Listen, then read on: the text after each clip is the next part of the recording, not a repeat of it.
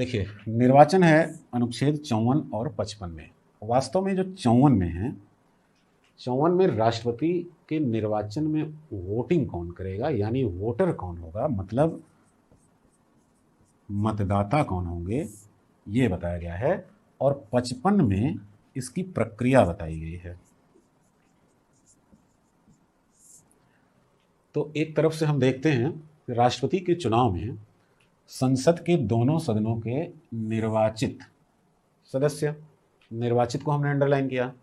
दूसरी लाइन पढ़ते हैं, राज्यों की विधानसभाओं के निर्वाचित, यहाँ भी निर्वाचित, संघ शासित क्षेत्रों की विधानसभाओं के निर्वाचित सदस्यों द्वारा, यानी कि ये वोटर हैं जो राष्ट्रपति के चुनाव में मतदान करते हैं। देखिए, संसद के दोनों सदनों के निर्वाचित सदस्यों द्वारा। लोकसभा में यहाँ देखिएगा, लोकसभा में 545 सदस्य होते रहे हैं अभी तक। अभी क्या है कि यहाँ पर 543 सदस्य ही होते हैं।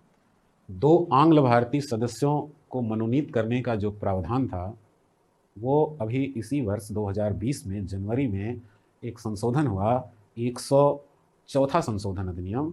उसके जरिए आंग्ल भारतीयों के मनोनयन पर रोक लगा दी गई, यानी कि अब आंग्ल भारतीय सदस्यों का मनोनयन नहीं होगा। तो अब लोकसभा में 543 सदस्य ही होंगे। राज्यसभा, राज्यसभा में 245 सदस्य होते हैं। अगर हम पुरानी स्थिति को ही लें, पुरानी स्थिति को ही लें, तो 545 में 2 मनोनीत और राज्यसभा के 245 सदस्यों में 12 मनोनीत, यानी टोटल 790 सदस्यों में से 14 मनोनीत। इसका मतलब है अगर इसको आप घटा देते हैं तो आएगा 776, यानी संसद के दोनों सदनों के निर्वाचित सदस्यों द्वारा मतदान होगा। मतलब सिर्फ 776 सदस्य ही मतदान करने की योग्यता रखते हैं, क्योंकि 14 सदस्य मनोनीत होते रहे हैं। फिर से मैं याद दिला दे रहा हूं कि लोकसभा में अब 2 आंग्ल भारतीय सदस्यों का मनोनयन नहीं होगा, तो आप यहां से 2 और कम कर सकते हैं आगे जो राष्ट्रपति का चुनाव होगा वहां पर। दूसरे पॉइंट को हम देखते हैं, राज्यों की विधानसभाओं के निर्वाचित सदस्यों द्वारा। यहां पर देखिए, ध्यान देने वाली बात है, राज्यों की विधानसभा में, सभी राज्यों की विधानसभाओं में एक आंग्ल भारतीय सदस्य का मनोनयन होता रहा है।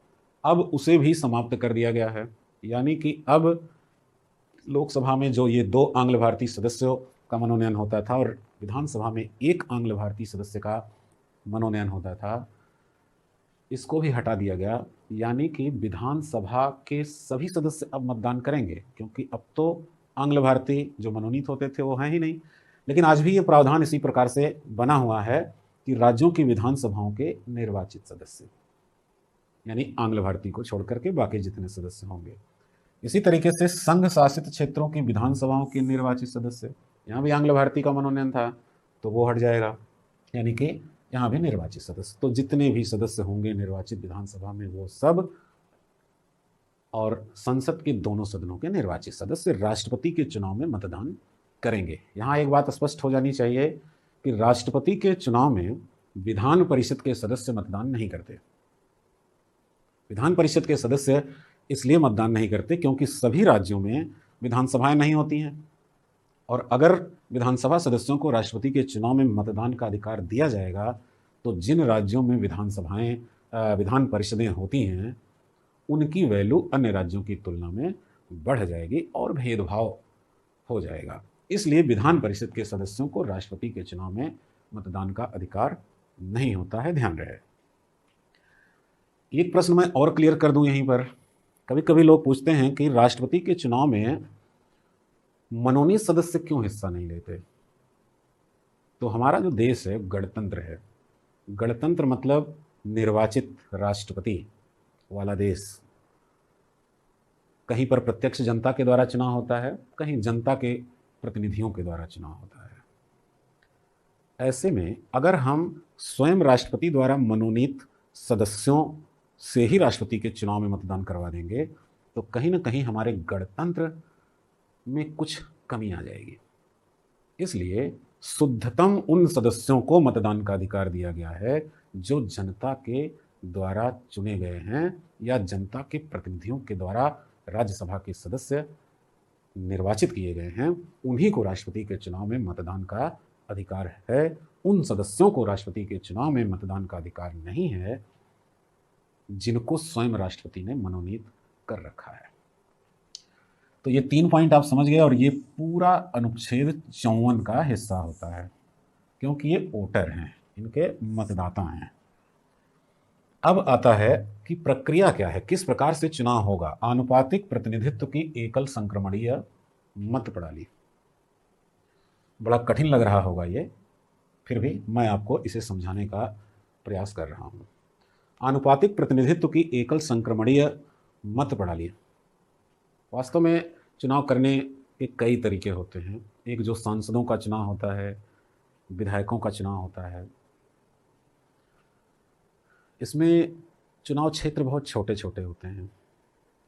बहुत सारे कैंडिडेट चुनाव मैदान में होते हैं। मान लीजिए कि आपका जो संसदीय क्षेत्र है वहाँ पर 20 लोग चुनाव मैदान में हैं। समझाता हूँ मैं।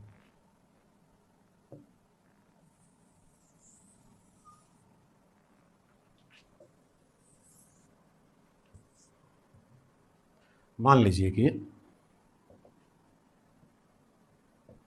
आपके चुनाव क्षेत्र में 20 उम्मीदवार हैं।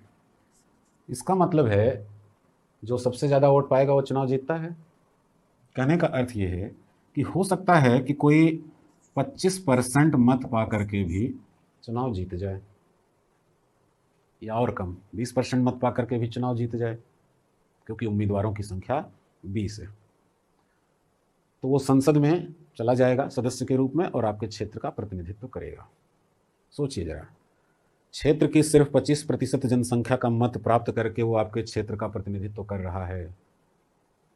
75% पता नहीं उसके विरोध में हैं कि गैर मौजूद हैं, क्या हैं कुछ नहीं पता, क्योंकि वोट सब में बटे हुए हैं। फिर भी ये चल जाता है क्योंकि संसदीय क्षेत्र और विधानसभा के क्षेत्र बहुत छोटे होते हैं और इस प्रक्रिया से, यानी first past the post system, यानी सबसे ज़्यादा मत प्राप्त करने वाला व्यक्ति जीतेगा, इस प्रक्रिया से हम जितवा करके इसको स्वीकार कर लेते हैं। यहाँ कोई समस्या नहीं होती। लेकिन भारत का राष्ट्रपति है, राष्ट्रपति का चुनाव है, और मान लीजिए कि वहाँ पर भी कुछ 5-7 उम्मीदवार हैं। मान लीजिए 7 उम्मीदवार हैं। अब ये 7 उम्मीदवार अगर राष्ट्रपति का चुनाव लड़ रहे हैं तो यहाँ भी ऐसा हो सकता है कि कोई 25% मत प्राप्त करके राष्ट्रपति बन जाए या 20% मत प्राप्त करके भी राष्ट्रपति बन जाए। लेकिन क्या ये आपको वाजिब लगता है कि भारत का राष्ट्रपति सिर्फ 25% वोट प्राप्त करके भारत का प्रतिनिधित्व कर रहा है? ये थोड़ा सा अनुचित लगता है क्योंकि राष्ट्रपति एक ही है। उपराष्ट्रपति के लिए भी यही प्रक्रिया अपनाई जाती है क्योंकि उपराष्ट्रपति भी एक ही है। इसलिए यहाँ पर आनुपातिक प्रतिनिधित्व की एकल संक्रमणीय मत प्रणाली अपनाई गई है। इसको समझने के लिए आपको 2 चीज़ों को ध्यान में रखना होगा। पहला, कि कोई भी उम्मीदवार तब तक चुनाव नहीं जीतेगा जब तक कि उसे 50% से ज़्यादा मत प्राप्त ना हो जाएं। पहली शर्त है, ध्यान दीजिएगा। कोई भी उम्मीदवार तब तक चुनाव नहीं जीतेगा जब तक कि उसे कुल मतों के 50% से अधिक मत प्राप्त ना हो जाएं। और दूसरा, प्रत्येक मतदाता को, जितने भी सांसद विधायक मतदाता के रूप में यहाँ हैं, वो सभी हर उम्मीदवार को वरीयता क्रम में वोट दे सकते हैं। यानी मान लीजिए कि उम्मीदवार ए, बी, सी, डी, ई, एफ, जी ये उम्मीदवार हैं और आप वोटर हैं, आपको सबसे ज़्यादा पसंद है बी, तो इसके सामने आप लिखेंगे 1, और अगर आपको दूसरे नंबर पर पसंद है डी तो इसके सामने लिखेंगे 2, इसके सामने आप 3। ऐसे ही आप मतदान करते हैं। यानी सभी उम्मीदवारों को आप मतदान कर सकते हैं अपनी पसंद की वरीयता के आधार पर। दूसरा, आपके बगल में बैठे हुए जो सदस्य हैं वो भी मतदान करेंगे और वो देते हैं ए, बी, सी, डी, ई, FG। ये दूसरा बैलेट पेपर है। ध्यान रहे, राष्ट्रपति का चुनाव ईवीएम से नहीं होता भाई, राष्ट्रपति का चुनाव बैलेट पेपर पर होता है। और दूसरे सदस्य ने इनको दिया पहला नंबर, यानी सबसे ज़्यादा पसंद के हैं ये। बी को दिया नंबर 2, सी को दिया नंबर 3, किसी भी क्रम में ऐसे आप दे देते हैं। इस तरह से सभी वोटर सभी उम्मीदवारों को वरीयता क्रम में वोट दे सकते हैं। वोटिंग पूरी हुई, अब मतों की गणना की जाएगी।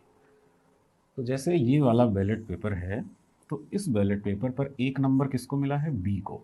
तो ये बैलेट पेपर बी का हुआ, यानी ये वोट बी का हुआ। ये वोट किसका होगा फिर? जाहिर सी बात है कि ये वोट ए का होगा। इस तरह से सभी वोटों को अलग कर लिया जाएगा, बैलेट पेपर को अलग कर लिया जाएगा। और जाहिर सी बात है कि ये 7 उम्मीदवार हैं, तो 7 गड्डियां बन करके तैयार हो जाएंगी वोटों की। अब उन्हें गिना जाएगा। अगर इनमें से कोई भी उम्मीदवार आधे से अधिक वोट प्राप्त कर लिया है, यानी 50% से अधिक वोट मिल गए हैं, तो वो विजयी घोषित कर दिया जाएगा। कोई समस्या वहां पर नहीं है। लेकिन जैसा कि आप देख रहे हैं कि उम्मीदवारों की संख्या 7 है, तो ऐसा हो सकता है कि किसी को भी 50% मत प्राप्त ना हो। तो ऐसी स्थिति में सबसे कम वोट पाया हुआ जो उम्मीदवार है, जैसे मान लीजिए कि ये सबसे कम वोट प्राप्त किया है जी, तो इनको इस चुनाव प्रक्रिया से बाहर कर दिया जाएगा और इनके वोटों को ले लिया जाएगा। यानी इनके बैलेट पेपर पर एक एक बैलेट पेपर उठा करके देखा जाएगा कि नंबर 2 किसको दिया गया है। तो पहले बैलेट पेपर पर नंबर 2 जिसको दिया गया है उसके खाते में वोट ट्रांसफ़र कर दिया जाएगा। दूसरा बैलेट पेपर निकाला गया इनका, अब जिसको नंबर 2 उस पर है वो उसको ट्रांसफ़र कर दिया जाएगा। इस तरह से सारे बैलेट पेपर इनके बाकी उम्मीदवारों में बांट दिए जाएंगे नंबर 2 की वरीयता के अनुसार। फिर वोटों को गिना जाएगा। अगर अब किसी को 50% मिल जाता है तो वो विजयी हो जाएगा, और अगर अब भी किसी को 50% वोट नहीं प्राप्त हुए हैं, तो अब जो सबसे कम मत पाया हुआ उम्मीदवार है उसे चुनाव प्रक्रिया से बाहर करके उसके मूल वोटों को, यानी पहली बार जो उसे वोट मिले थे, उन बैलेट पेपर पर देखा जाएगा कि नंबर 2 इनमें से किसे मिला हुआ है, तो उसको इन वोटों का ट्रांसफ़र किया जाएगा। और ये प्रक्रिया तब तक अपनाई जाएगी जब तक कि किसी उम्मीदवार को 50% या उससे अधिक मत प्राप्त ना हो जाएं। इसको बोलते हैं एकल संक्रमणीय मत प्रणाली, यानी कि वोटों का नीचे से ऊपर की तरफ संक्रमण होगा अगर किसी को 50% अंक नहीं मिले हैं, 50% वोट नहीं मिले हैं। तो देखिए, अनुच्छेद 54 की जहाँ तक बात थी, तो यहाँ वोटर बताए गए आपको, 55 में प्रक्रिया बताई गई कि कैसे वोटिंग होती है, कैसे मतमूल्य की गणना की जाती है।